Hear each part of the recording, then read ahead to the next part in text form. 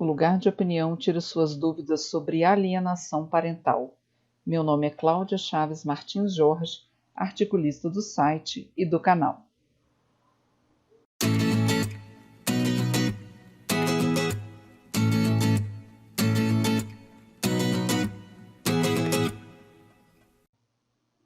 Quando um relacionamento termina, seja por que motivo for, pode-se dizer que essa pessoa ela tem ex-marido, ex-esposa, ex-namorado, ex-ficante, porém ela jamais terá ex-filho.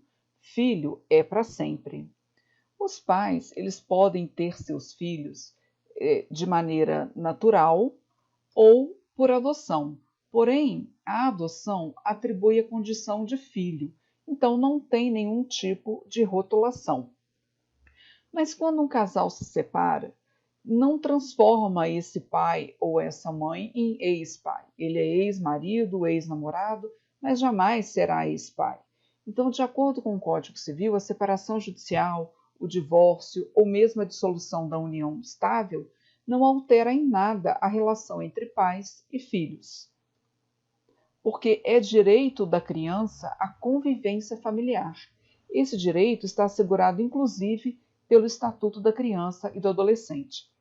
Porém, pode ser que ocorram situações em que vai precisar se afastar um pouco a convivência entre pai ou filho ou entre mãe e filho, se durante a convivência essa criança foi exposta a algum tipo de risco, algum tipo de violência, seja essa violência física, seja essa violência sexual. Porém, atenção, o afastamento do genitor ele somente ocorre por via judicial e terá que ter um motivo contundente para isso. O judiciário ele não tem a pretensão de afastar a convivência de filhos e pais. Porém, é preciso também zelar pela segurança e pela integridade dessa criança.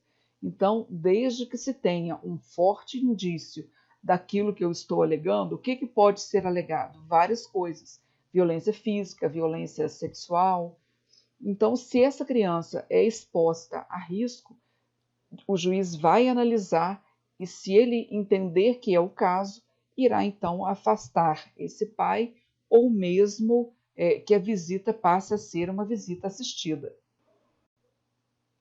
A separação ou o divórcio não é motivo para que a convivência entre pais e filhos fique afastada. Essa convivência ela deve permanecer independente de quem fique com a guarda. Mas falar mal, denegrir a imagem do pai ou da mãe e tentar ainda influenciar de forma negativa no relacionamento ou na imagem que se tenha desse pai, ou fazer com que essa criança passe a não querer conviver com um dos genitores, tem um nome. E esse nome é o quê? Alienação parental. A alienação parental está regulamentada pela Lei 12.318, desde o ano de 2010. Mas atenção, não é apenas o pai ou a mãe que detém a guarda dessa criança que pode praticar a alienação. Ela também pode ser praticada por avós, tios ou parentes próximos com quem essa criança conviva. Porque o que essas pessoas vão fazer? Elas também vão tentar influenciar de forma negativa no relacionamento ou na imagem que essa criança tenha do pai ou da mãe, com o objetivo de fazer com que essa criança não queira mais conviver com o outro genitor. A criança, ela acaba sendo o elo entre o pai e a mãe. E quando uma das pessoas sai magoada dessa relação, em razão dessa separação, uma das partes às vezes não aceitou bem esse término, o que ela acaba fazendo? Ela acaba expondo toda essa carga emocional de frustração para o filho. E ela acaba, mesmo que sem a intenção, apontando a outra parte como sendo a culpada dessa situação. Pelo fato do relacionamento não ter dado certo, ela acaba atribuindo essa culpa a outra pessoa. E aí, em razão disso, ela acaba fazendo com que o filho repudie ou nem mesmo queira mais manter contato, né? No caso com o pai ou a mãe, dependendo aí de quem é que ficou com a guarda. E às vezes a situação chega a tal ponto que a pessoa faz com que essa criança passe a ter falsas memórias. Ela começa a implantar, de tanto falar na cabeça dessa criança, ela começa a implantar sentimentos e conceitos no psicológico dessas crianças que nem sempre são sentimentos verdadeiros. Esses sentimentos eles foram produzidos, porque se cria uma situação e vai implantando isso aos poucos no psicológico dessa criança. E aí, às vezes, ela passa a acreditar que isso é verdade porque ela escuta essa mesma história da mãe, às vezes dos avós. Estou falando da mãe porque normalmente as crianças acabam ficando com a mãe. Mas também pode ser o contrário, né? Se essa criança ficou com o pai, ele acaba atribuindo à mãe aí uma série de questões que às vezes nem foram verdadeiras, porque a alienação parental ela tenta criar uma imagem muito negativa da outra parte. Então chega-se ao ponto de atribuir aí falsas memórias com o objetivo de afastar essa convivência. Mas como caracterizar a alienação parental? Aquele que detém a guarda do menor, o que ele começa a fazer? Ele começa a dificultar o acesso à convivência da criança com o seu genitor.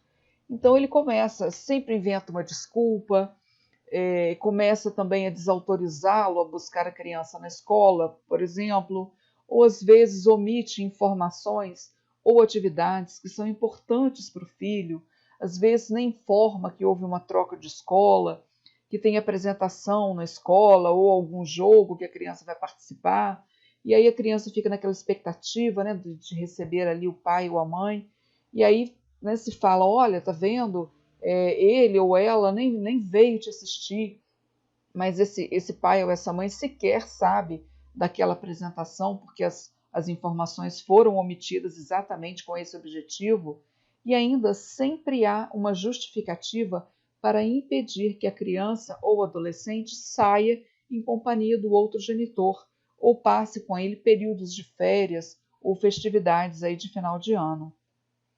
Mas o que é levado em conta quando o juiz define com quem a criança vai ficar?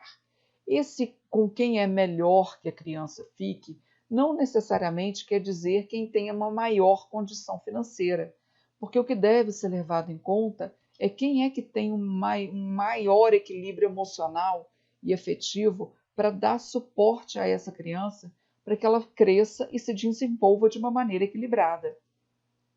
É importante que as partes, né, tanto o pai quanto a mãe, tenham uma cópia da sentença judicial que definiu a guarda e delimitou todas as questões relativas a visitas, porque esse documento é o documento de prova que a pessoa tem para que ela possa, inclusive, exercer o seu direito de pai ou de mãe.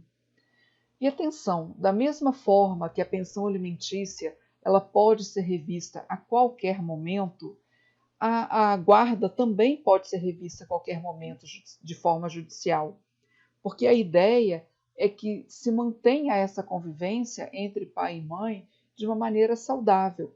E a alienação parental ela acaba tentando impedir que isso ocorra. Então, às vezes, a pessoa ela tenta proteger e manter a pessoa do filho com ela, né, o tempo todo, mas isso pode acabar se voltando contra, porque é direito da criança a convivência, que seja uma convivência pacífica, que seja uma convivência saudável. Então, pais e mães devem pensar muito bem antes de praticar a alienação, porque eles podem acabar perdendo a guarda de seus filhos ou então passarem a ter aí uma visita assistida. Se você quiser saber mais sobre esse assunto, acesse gratuitamente www.lugardeopinião.com.br/alienação parental.